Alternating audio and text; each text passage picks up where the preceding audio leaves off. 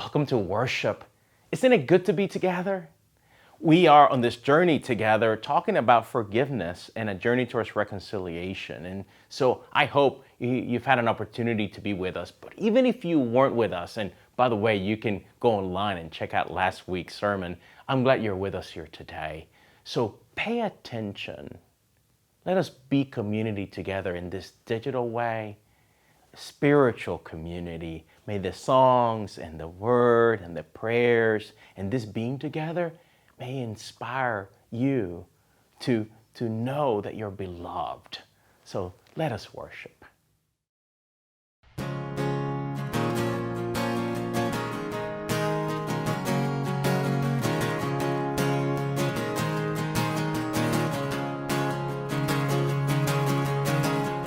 I made it out of my hometown, saw the world for a while,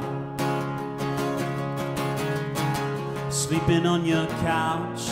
There's so much to talk about. How many years has it been now? So many places to see, so many different ways to be. I know I can't go back to the way it used to be,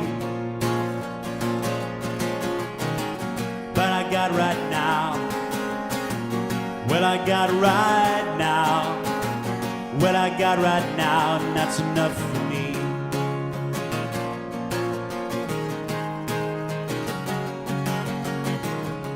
I made it out of my hometown, saw the world for a while, riding round on trains, flying high up on planes, meeting new people every day. From Paris to Rome, up to the Scandinavian snow, jump borderlines like hopscotch. So many places to see, so many different ways to be. I know I can't go back to the way it used to be. What I got right now, I got right now, I got right now, and that's enough for me.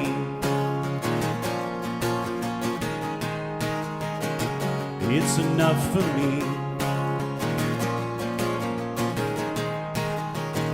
Well, it's enough for me.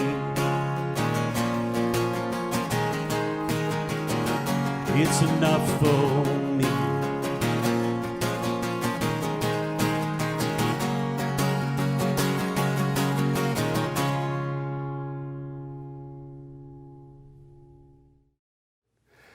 We turn now to the first book in the Bible, Genesis. In large part, Genesis is about family strife.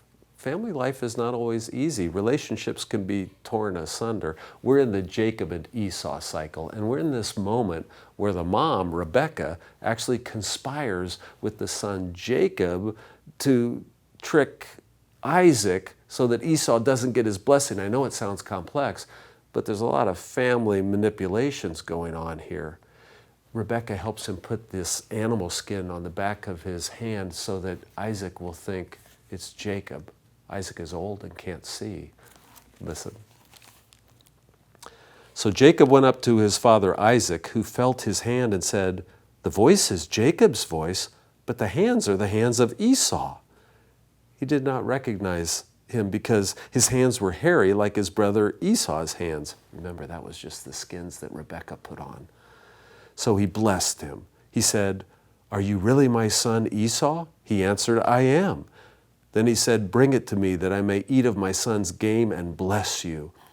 So he brought it to him and he ate, and he brought him wine and he drank. Then his father Isaac said to him, "Come near and kiss me, my son." So he came and kissed him, And he smelled the smell of his garments and blessed him and said, "Ah, the smell of my son is like the smell of a field that the Lord has blessed. May God give you the dew of heaven and of the fatness of the earth and the plenty of grain and wine. Let people serve you and the nations bow down to you. Be Lord over your brothers, and may your mother's sons bow down to you. Cursed be everyone who curses you, and blessed be everyone who blesses you." And so now Isaac thought he was blessing Esau, but he actually blessed Jacob. And so based on this trickery, the family life will be torn asunder, and Jacob and Esau will have to learn how to forgive each other. Here ends our reading. So we have chosen to heal. Yes, to heal. We've been talking about forgiveness together, and we said last week that the key point in this conversation is a choice we make. Now, it's a choice we make in community. It's a choice we make. Often it takes a bit of time, but we choose healing. And in fact, I invited us to kind of double down on it, double down on healing, make a choice to heal. And so in that choice, there's this movement that Tutu tells us about. And it's a movement that reminds us that forgiveness is not just this point in time that happens very quickly in our lives, but it is a process in time that takes time.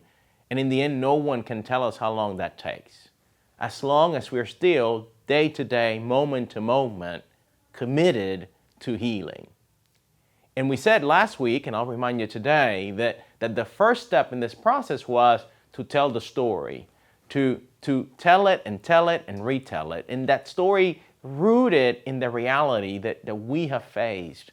If someone has hurt or harmed or caused loss to us. Now, no one can tell our story better than ourselves, and so we tell it. And so we provide a community that is willing to listen to our stories. And it sounds wonderful, and you and I both know that when we've had an experience that's difficult, we naturally, as humans, have a tendency to want to tell the story anyway. So creating spaces where that story can be told. And now we're heading to the second part, the second step in this process of forgiveness. And that is to name the harm. So we tell our story, but then we name the harm. Now, Tutu reminds us that it's important that we remember that naming the harm, it's not about us wanting to hyper-focus on ourselves and be always in this victim mentality. No, that naming the harm is rooted in the reality that when there is a harm done to us, when we're hurt in any way, when we suffer a loss, that experience does something within us. Now, this is true from the kind of highest level of a dignity violation to the smallest level. But it's something that we need to remember. Because in our culture, it's so typical for us to just want to move on. And how often sometimes we say that to folks who come to us who have been hurt or harmed or have suffered loss. We hear very superficially and we just say, well, oh, I hear you, but why don't you move on? Why don't you just forget about it? And it is that cultural tendency to want to just move on that can cause actually further harm, and that actually doesn't help us in our healing journey, but does the opposite, right? So the first recognition is a recognition that when there's hurt, harm, or loss, that there's harm that has taken place, and that harm sometimes is deep in our bones. In cases of violence against another, there might be even physical signs of that hurt or harm, right? But sometimes we cannot see it. It is deeply emotional harm. In words, even though we were told as kids, as Tutu reminds us that words cannot hurt us, we know better, don't we? Words can indeed hurt us, and deeply. And so there is a recognition that something has changed in us when someone has harmed us or hurt us or has caused us loss. Something has been transformed in the other when we have caused them harm, or we have hurt them, or have caused them loss. It's part of what it means to be human as emotional, physical beings in the world. And so, as in the story of Jacob and Esau that we've been telling together, this engagement between these two brothers, this trickery of Jacob, has caused an actual harm to his brother and has actually separated his brother from those kinship connections that he has, especially the connection with someone he loves so deeply, his father. It's part of what happened today, right? Jacob's trickery with his father meant that then Jacob received the blessing that belonged to Esau. And now it's not just that Esau no longer received the blessing as the firstborn, it's that Esau now lost his connection with the person who loved him the most in this family, his father Isaac. And so when we cause harm or when we are harmed, there is a literal break in connection.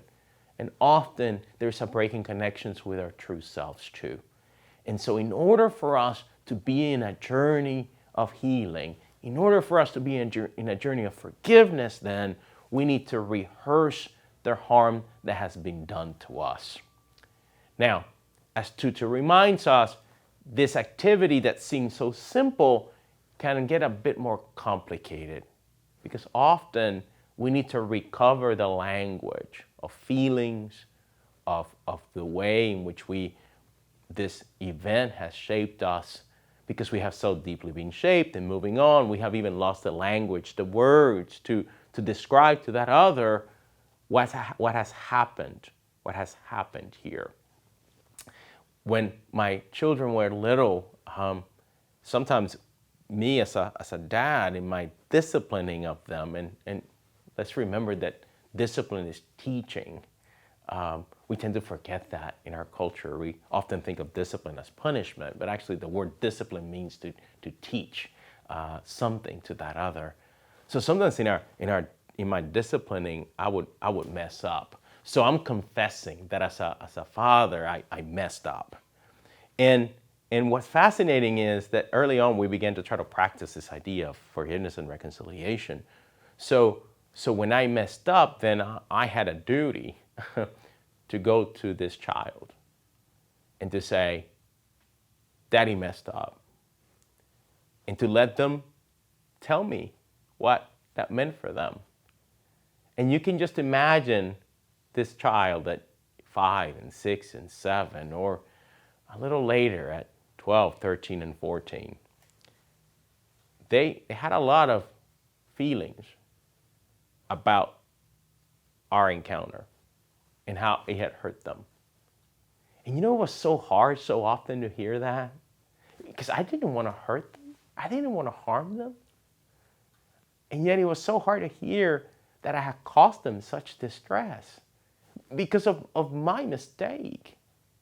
And so the first thing that we might want to do together, if we're to be a community that is comfortable hearing the harm, is getting our bodies and our minds and our spirits used to hearing the difficult stuff, the hard stuff, the grief that we cause, the pain that we cause, the way that has transformed people around us.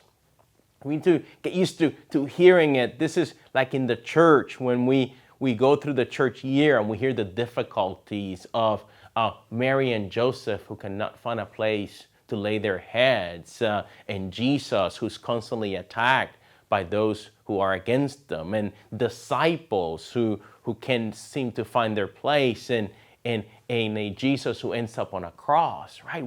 We tell the difficult stories through the year, so we need to get used to hearing the difficult stories in a way that open up ourselves to that other without defensiveness, without trying to fix, but with an open imagination and posture, and being willing to listen carefully to the harm that our actions or inactions have caused.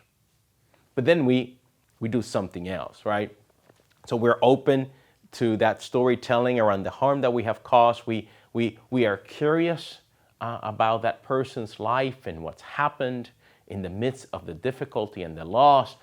We get open to, even when it gets difficult and gritty, even when there are tears or anger, even when there's disappointment or despair, because our actions have had those consequences. And then we too do something else. We listen carefully to that other, and we continue to explore with them with curiosity. That's less words and more presence. You know what I mean. Less defensiveness and more openness. That also means that we don't make excuses for ourselves. We just listen carefully and acknowledge the harm done, remembering that even if we did not mean something, the impact was still there. So our actions had an impact on that other, and what matters is that impact that it had in the other. This is an important wisdom from the work of Adrienne Marie Brown in Emergent Strategy, that we should often pay attention to impact, not just to what we meant to do. And so that recognition, that comfortableness with the gritty and the difficult, alongside a posture of openness and curiosity and non-defensiveness and not trying to fix, begins to create a fertile ground for us together to know that the harm can be named, that the hurt can be expressed, that the loss can be felt, that the grief can come to the surface, because that's what it means to be human. We are a people just like that. And when we do that, when we create these spaces that I'm discussing together in our one-to-one life, but also in our lives together as a community, something magical and amazing happens. Reconciliation begins to bubble up very slowly. And though we're not at the forgiveness type of place or step yet, we are literally laying the groundwork solidly so that a pathway is ready for the kind of forgiveness that is robust, Christ-like, strong, the kind of reconciliation that reflects the love of God and neighbor, and the kind of coming together in community that we need. And so for us together, the challenge is not just interpersonal, but I've been thinking this week, what does it look like for First-Plymouth to be a community that hears people's stories and allows people to name the harm?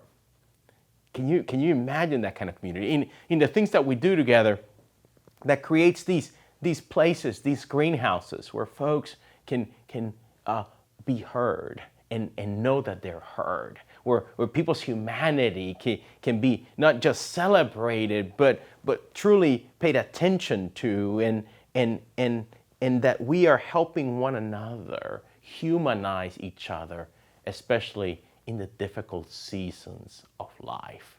So people of God, here's the thing. We're human, and we're going to hurt one another and harm one another. That's part of the messiness of life together. And when that happens, there's a break in relationship with the other, with divine life, and with our deepest selves.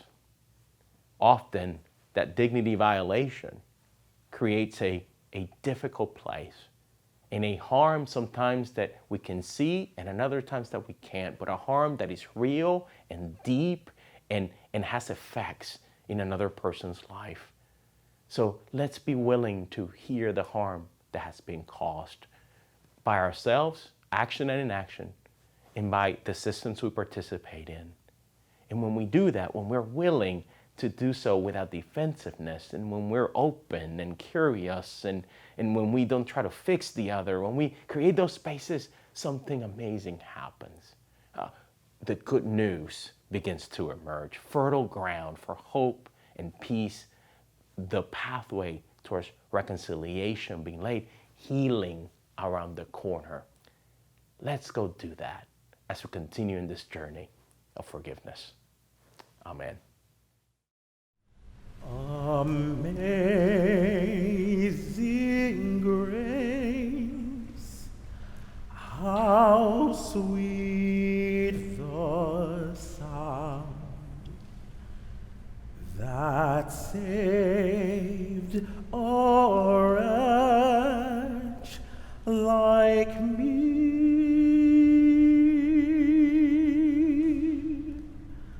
I once was lost, but now am found, was blind, but now I see.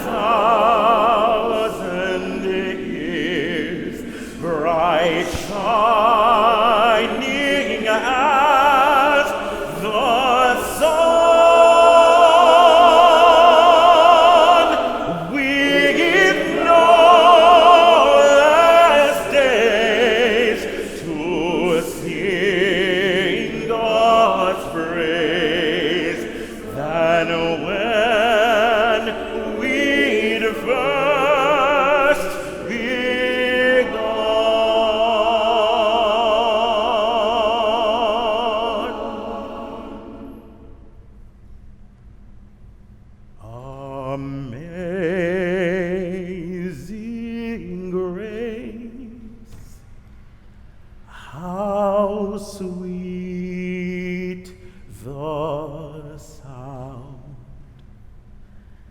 that saved a wretch like me.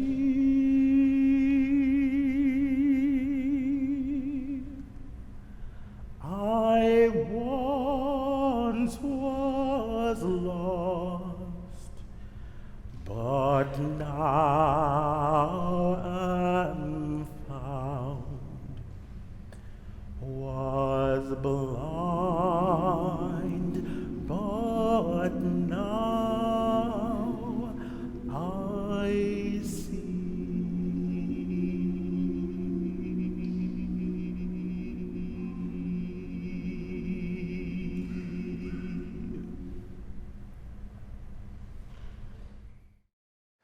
We each live in that amazing grace.